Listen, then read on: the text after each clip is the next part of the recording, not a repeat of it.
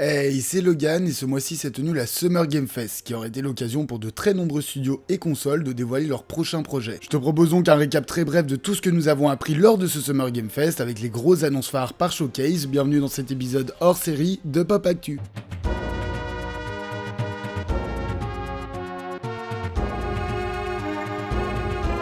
Let's go! Spider-Man 2 avait déjà dévoilé un gameplay lors du PlayStation Showcase, le récap de celui-ci se trouve d'ailleurs dans le Pop Actu 41, mais cette fois-ci la date de sortie a été annoncée, rendez-vous donc le 20 octobre pour découvrir le jeu sur PS5. Ils ont également dévoilé les 3 différentes éditions du jeu. Le jeu classique au prix de 80€ avec comme bonus de précommande in-game 2 tenues exclusives, le gadget attrape-toi, les 3 points de compétence. L'édition digitale de luxe qui comprend en plus des objets précédents 10 autres tenues, des cadres photos supplémentaires et 2 points de compétence en plus, le tout pour le prix de 89,99€. Et pour finir, l'édition collector qui contient tous les bonus in-game précédents, ainsi qu'un steelbook et une figurine de Miles et Peter contre Venom de 50 cm, le tout pour le prix de 249,99€. Mortal Kombat fait un gros retour aux sources en repartant de zéro dans une nouvelle histoire avec ses personnages emblématiques. Une longue séquence de gameplay a été montrée, on aura également pu y apprendre que Jean-Claude Van Damme sera la nouvelle voix de Johnny Cage. Le jeu sortira sur PS5, Xbox Series, Switch et PC ce 19 septembre. Lies of P est le nouveau projet de Neovis Game et Round8 Studios, il s'agit d'un jeu inspiré de Pinocchio qui se passe dans une France fictive. Une première bande-annonce a été dévoilée, celui-ci sortira également ce 19 septembre sur PS4, PS5, Xbox One, Xbox Series et PC, une démo est d'ailleurs jouable dès maintenant. Quelques années après la sortie du remake de Final Fantasy VII sur PS5, la suite du jeu s'offre un premier gameplay où nous pourrons retrouver Cloud et sa bande. Celui-ci devrait sortir début 2024 sur PS5 et pour rappel, Final Fantasy XVI sortira lui ce 22 juin prochain. Sega est de retour avec sa mascotte phare après quelques échecs et nous propose maintenant Sonic Superstars. Un jeu qui revient aux sources avec un style rétro mais moderne, ce qui promet d'être assez fun et nostalgique. Celui-ci devrait sortir à l'automne 2023 sur PS4, PS5, Xbox One, Xbox Series et PC. Et voilà qui conclut donc les grosses annonces de cette cérémonie d'ouverture avec évidemment d'autres nombreux titres annoncés, parmi lesquels nous pouvons par exemple retenir Under the Wave, Lysfanga et bien d'autres. Voici une liste des autres jeux qui ont été mentionnés durant ce showcase.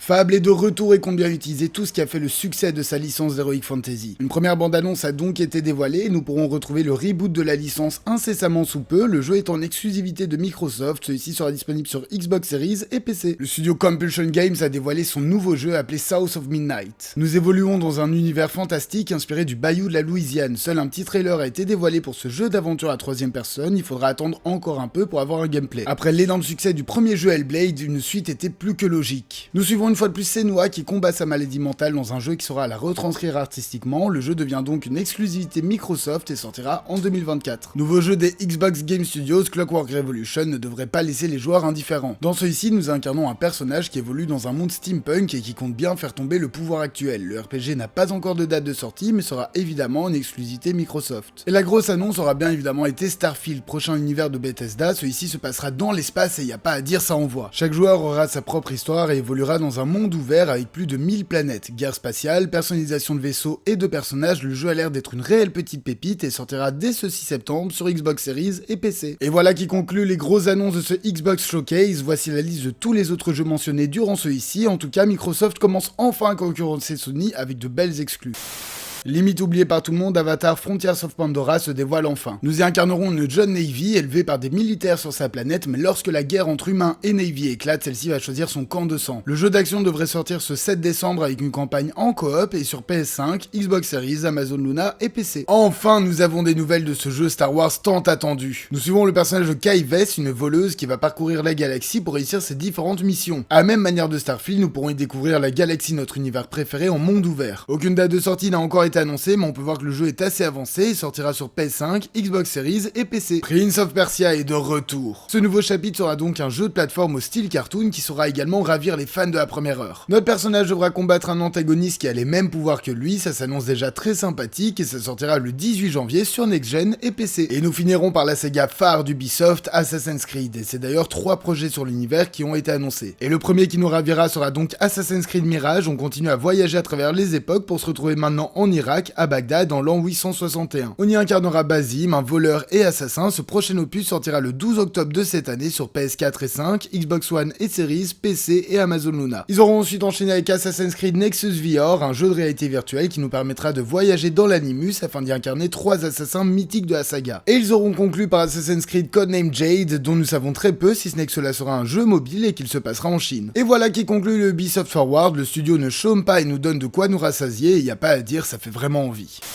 Les jeux d'aventure qui mélangent action et stratégie, ce n'est pas ce qui manque et ce n'est pas pour nous déplaire. Capcom a donc dévoilé leur nouveau jeu qui s'imprègne totalement de la culture nippone où notre personnage devra faire face à de très nombreux démons et créatures. Pas de gameplay ou de date de sortie, le studio a préféré garder des surprises, tout ce qu'on sait c'est que le jeu sortira sur Next Gen et PC. Annoncé en 2020, le jeu de science-fiction nous donne enfin un signe de vie. Malheureusement, son seul signe de vie aura été de bouger un doigt car on n'en sait toujours que très peu. Une bande-annonce a été dévoilée mais elle reste très mystérieuse, celui-ci a été décalé à une date inconnue et tout ce qu'on sait c'est qu'il sortira aussi sur Next Gen et PC. 11 ans après la sortie du premier jeu, Dragon's Dogma renaît de ses cendres. Dans ce RPG d'Heroic Fantasy, vous devrez parcourir une map 4 fois plus grande que la précédente pour arriver à vos objectifs. Le plus impressionnant est que Capcom est passé par une intelligence artificielle améliorée, vous pourrez donc avoir jusqu'à 3 personnages pour vous accompagner et qui vous aideront réellement dans votre quête. Le jeu n'a pas de date de sortie mais devrait une fois de plus sortir sur Next Gen et PC. Et voilà qui conclut le showcase de Capcom, des idées plutôt sympas mais qui n'ont pas l'air d'être très avancées, en tout cas il faudra énormément de patience avec eux.